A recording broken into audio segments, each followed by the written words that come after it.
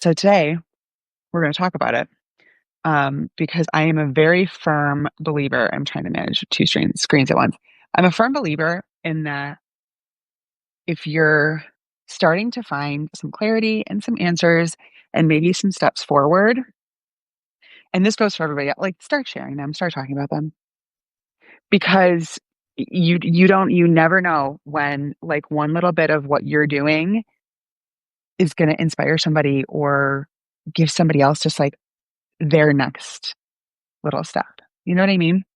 So that is why I'm a firm believer in even if you don't feel like you're that far ahead, like share what you're doing, talk about it, talk about it, talk about it, talk about it. So today we're talking about the I don't know question or the answer, I should say.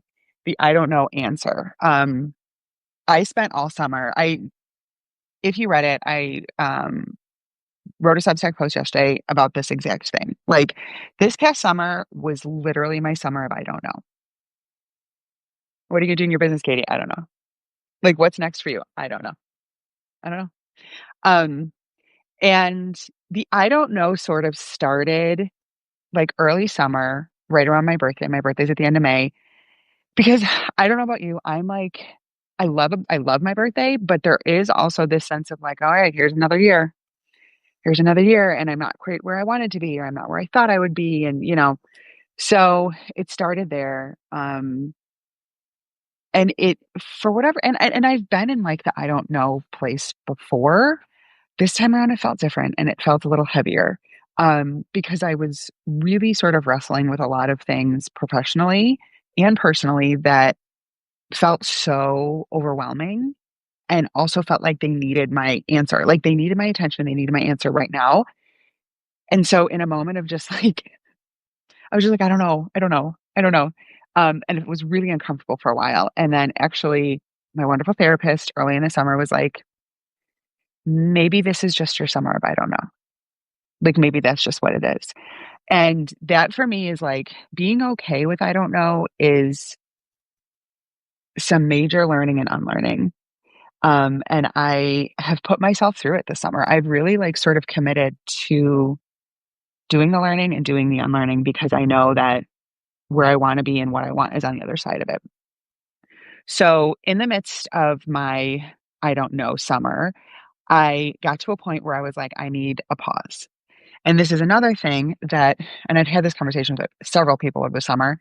This is another thing that, like, I think us trained and traumatized women struggle with is pausing.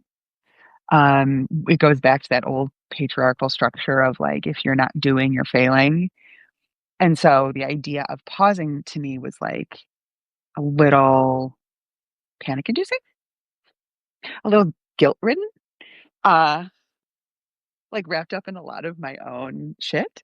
But I committed to pausing. And so the entire month of August, I literally like I sent an email to my community. I kind of just said like I showed up a little bit on TikTok because that was the easiest place for me to show up, like just to hit record on my camera and talk or on my phone and talk, no problem. Super easy peasy. So that was really the only place that I kind of continued to show up. But everywhere else, like, nope, we were on a pause.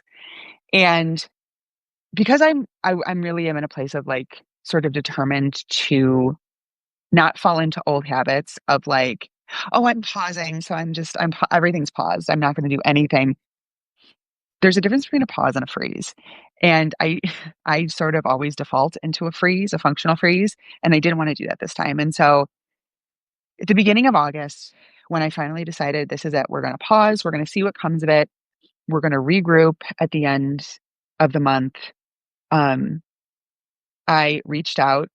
I reached out, logged in to ChatGPT, which I've talked about ChatGPT before. I am an embracer of technology, and I think AI is one of those things where if you learn it well, if you understand how it works, and if you understand how to implement it, like in your business, whatever, and do it with integrity, it's a really powerful tool. It's just a tool. It's an assistant in my business. Like she is my assistant. And because I've been training my assistant the last few years, she knows me well. She knows my business well. She knows where I've been, what I've done, what I'm thinking about doing in the future. And so there was one morning that I just like jumped on ChatGPT and I was like, okay, so this is where we're at. I'm in a big, I don't know place because I literally don't know. And I want to know, like, I want it. I'm ready for some clarity. I'm ready for some answers. And like, I'm also ready to like do the work, the ugly, shitty, yucky stuff that's going to get me there. So like, you help me ever knowing all it's not omnipotent, but AI. And so after like a little bit of like chatting and like prompting, we landed on sort of like a four-step framework. And in the post that went up yesterday, I laid the framework out, but I'll talk about it a little bit here today too. Um, of just sort of slowing you down, slowing me down, which is what I needed. Because again, you get into that panic when like you don't know and you want to know and you want an answer and you want a next step, but like again, that like functional freeze and sometimes that frenetic energy around it. I was like, okay, I need to slow my brain down, slow this process down, and like really think through this in a more sort of structured way. Um, and I love to rally against structure. Like I've called myself a nonconformist in a lot of different ways over the years. And I get into these places where I'm like, structure is what's keeping me from being my truest self. And I hate any sort of, okay, which is true for the most part. I really do tend to rally against like, do it this way.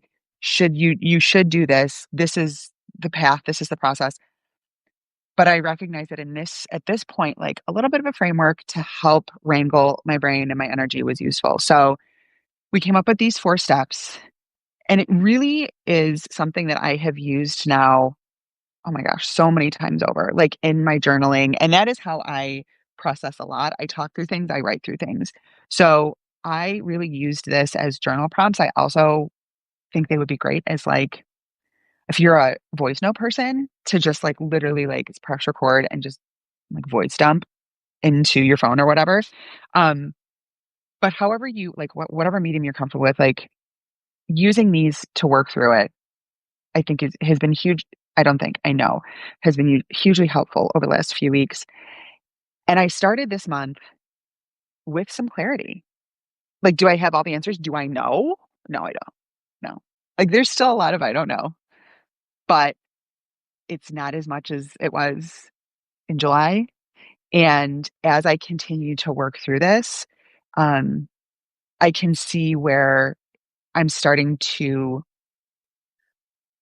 not just like rewrite some narratives, but also like reframe things and pull myself out of, um, I don't know, that like icky stuck place that we get. And we think that like this is what it's always been, so this is what's going to be. No, no. Like this is where I'm starting to pull myself out of. And it was with these couple of steps. So I'm just calling it like a clarity framework. You can call it whatever you want. But the first step in this process was what I know for sure. And it was broken down into three different questions. And I have them here so I don't forget. The first one was like if money was not a thing, because like if you're here as part of like a business, money's a thing. We know money's a thing. But if money wasn't a thing, let's be hypothetical. If money wasn't a thing, it was not an issue. What things would truly make me feel the most alive? What activities, what output? Like what could I be doing in my life, not just in business, but also personally, that makes me feel the most alive? That was the first one. The second one is, when do I feel the most like me? Like like I know authenticity has been thrown around so much, at least recently, and it has like one of those words that's lost its meaning. But like when I feel the most authentically me, unencumbered, unmasked, like the most raw, honest Katie, what am I doing then? What is it? Is it for me, is it writing? Is it teaching like one to one or small group? Is it leading? Is it like, what is it that makes me feel the very most myself. That was the second one. The third part of this is, who am I surrounding myself with in these activities or these spaces? And who do I love surrounding myself with? And who do I recognize like is no longer serving me? Like that energy is not what I want to be in and around. And maybe like for me, it ended up being sort of like a group, like a demographic. Um, but depending on where you are and what you're looking for, it could be as simple as just like, I no longer want to be part of this networking group because the energy tends to be too masculine and I need to be in a more feminine space, like whatever it is. But really taking the time to think about the spaces you occupy and the people in those spaces and where, what do you love being around? Who do you love being around? And who is like an absolute drain? So this is like the what, so the one I know for sure step is like the check in of right now. Like, let's just take a lay of the land and look at what's happening right now. The second step is a list. And I love a list. Somebody who is like anti structure, for somebody who is anti structure, I do love a list.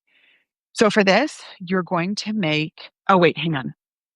There was something else about that I wanted to go back to about that first thing. That after I did it a few times, I've been like sort of making notes for myself as we go and or as I go. And this was one of those things, and I put it in the post from yesterday. So let me pull it up so I know that I'm like mentioning it. Oh yes, this is what it was. The first time I did this, I was this first step of what I know for sure. I felt like, I don't know, like I was writing a diary entry. And then like in the subsequent times, I realized that the way I did it was almost just like a brain dump, like a stream of consciousness. Like I didn't worry about punctuation. I didn't worry about it making sense. I didn't worry about like, and that's the other thing. This whole like process, nobody else is seeing it. Nobody else is reading it unless you want to share it. Like this is just for you. So the thing about that first step is like, just let it out. Just like let it all come out. Because the other thing I noticed as I did this a few times over is that the more I just let myself like dump, like thought dump, brain dump, whatever, the more sort of honest I was with myself because I wasn't thinking too much about it. It was just coming out. So that was like a little thing. That was a little tip I had for that step one. So the step two is the list. So you're going to make two lists. The first list, and this is kind of like an energy audit, which I've done in other groups before. But the way I structured it here for myself made sense for my brain.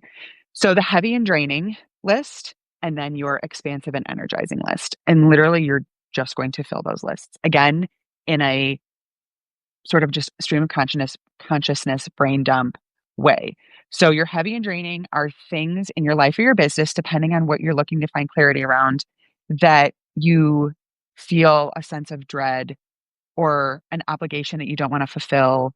Um, it is draining your energy. It is not an energy giving activity or space. It is definitely something that is draining your energy. It makes you feel frustrated. Like even just thinking about doing it, you're feeling frustrated and icky. Like it's that whatever is happening right now that feels sticky to you, that goes on your heavy and draining list. Your second list, your expansive and energizing list, is the exact opposite. So things that feel energizing, light, exciting, that you look forward to getting up and doing every day, that you feel satisfied at the end of. Like you finish it and you're like, God, that was so good. Like that goes on to your expansive and energizing list. Um, and once you've got those two lists done, no matter how big or small they are, I want you to like then look at them for some patterns. Like, what do you notice about these lists? Maybe, and I put this example in the post from yesterday, like maybe doing things with people as opposed to doing things solo is better for you. Like, that's a good energy boost. Maybe it's the opposite. Maybe that you are somebody that when you do too much with a lot of other people, it is definitely a drain. Like that's the stuff I want you to pay attention to. And then also the other questions that I started to ask myself was like, what was surprising? Because again, if we're doing this just like stream of consciousness, we're just dumping, right? Like what came out that was a little bit surprising to you? Like maybe there was something you put on your heavy and draining list that like you were like, oh shit, I didn't know. I didn't know that was heavy and draining. Oh damn, I should probably look into that. Pay attention to that kind of stuff. Um, what was the other question with the other little one, or follow-up question? Oh, this was a good one that I ended up writing like a huge like journal entry about. What are things on the list that you've sort of been tolerating? Like you do them and they're a neutral, but eh, like pay attention to those too. Because like even a neutral space can give you some information. Um, and then the other thing, and I went through in my lists and I would like star these things where like even as I wrote it out, I would like get excited. Like I could feel the energy in my body even as I wrote it on my list. That would get a little star. This step is when I really started to like look at data almost. And I talk about this too in the post, like becoming like a you scientist, like really looking at yourself kind of from an objective lens and being like, all right, well, this is what I'm telling myself. So like, what can I learn from this? So that was step number two, your heavy and draining list and your expansive and energizing list. Your step three, this is where like my woo-ness comes in and my manifestation self came in. Um, and this, I've like, this is not a new concept. I've heard and done this so many different times, but I call it the someday self. So you're literally just going to start writing or talking or however you're doing it about a day 3 years from right now. So let's say 3 years from now, it's a Wednesday, 3 years from now, you wake up, it's a really, really good day. This is where we are visualizing that whole day. What are you doing? Who are you seeing? What activities are you engaging in? What things are you prepping for? What things are you thinking about? What is life around you like? And as you are writing this out, sure, focus on the things you're doing. But the thing I found the most beneficial, because I'm a big believer in like the whole where energy flows, energy goes thing, like, how do I want to feel 3 years from now? Like, what do I want the feelings in my body to be? What do I want the rhythm of my day to be? Am I ready to be like, do you think I'll be in a place where I'm like, want a little bit of hustle in my day, or I am really going to lead into sort of a low and slow take on everything? That's as you're writing out your someday self, like that's where I found it to be the most beneficial because when you can feel into the energy of what you want, and this is like, even if you're woo like me, there's also science behind this. Even if you can feel into that and get it into your body starts to understand it as reality, as you. So as you're writing out your day and you're feeling into that day, pay such close attention to what feels the best. Like at one point I wrote this out and it ended up being like 3 journal pages, and it was just like a, like, vibe, man. Like, I was just a fucking vibe. I was like, "Oh, this feels" like, as I'm writing it right now in 2025, this feels so good. And that again is data. That's telling you something. So that's your step 3, your someday self. The other question that I had in there for, like, looking back after you've, like, done your little someday self write out or speak out, what about that version felt the most important? I found that in that version, I I felt my own self-worth, which is something I struggle with. I think we a lot of us do, but it was like I could feel how healed I was around my own self-worth and knowing that like what I have and what I bring and what I can provide is very, very valuable. That was one of those things that I was like, well, damn, that is important to me, obviously. It's important that I understand not only like I feel my own worth, but I understand my worth. So that is your step 3. Your step 4, and this one came from I don't have the book with me, from a book I've been reading and sort of obsessing over for the last couple of weeks called Tiny Experiments. So this is the experiment. Step 4 is an experiment. So the question you ask is if you didn't have to decide your business right now today, and this is, again, I say business sort of because I just default to that, but it could be anything that you're trying to find clarity around. So if you didn't have to decide your thing, your model, whatever it is today, what tiny thing would you try, like, just for shits and gigs? Like a for the plot sort of thing. Like what little experiment would you do right now? Could you do right now that you could test out and that would bring you a little bit of clarity. So like maybe you had an idea for something that seems like maybe superfluous to what you do. Maybe it seems like silly, like it doesn't make sense in the grand scheme of what you're doing or what you are. But there's something about it that has like nested into your brain and it keeps like talking to you and grabbing at you. Okay, what's a little experiment you can do around that? And I give some examples, like maybe you host, like maybe you've had the idea for like a small, I don't know, like one of my witchy friends wants to do like a full moon circle. Okay, cool, do it. Awesome. Maybe you just do the Substack series that you've been thinking about. It doesn't make a whole lot of sense, but you think about it, just do it. Maybe put together a workshop on a topic that, again, you've been thinking about, I don't know, but you're passionate about it. You want it, like whatever, a little sort of, I don't want to say throwaway because it's not a throwaway thing, but just a little experiment that you can do right now. And maybe it's like a 1 to 2 week window that you do it. Try that out. And again, look at the data of that. So I talk about being like a you scientist because sometimes we get so damn in our own heads that we forget that like we can also just pay attention to ourselves and like you can have an objective part of your brain pay attention. Um, the idea of this, again, from the book Tiny Experiments, and I link it in the post, the idea is that you don't have to have a huge big plan laid out. For a lot of us, myself included, I'm realizing having this huge, like long-term let's say 5-year plan, like, or even like a 12-month plan, it feels really overwhelming to me. And I also recognize that it feels unsustainable because I don't know, who knows what could happen in the next 12 months. Life, by definition, is unpredictable. So the idea of a tiny experiment is that instead of doing this big giant plan that you're going to try and conquer, you pick one like micro experiment, one micro step that you can take towards an end goal. Um, and the thing that I've read in this book a couple of times that I'm obsessed with the idea is to focus more on curious forward motion than a set in stone plan. When I read that in the book, I was like, it like changed my brain chemistry.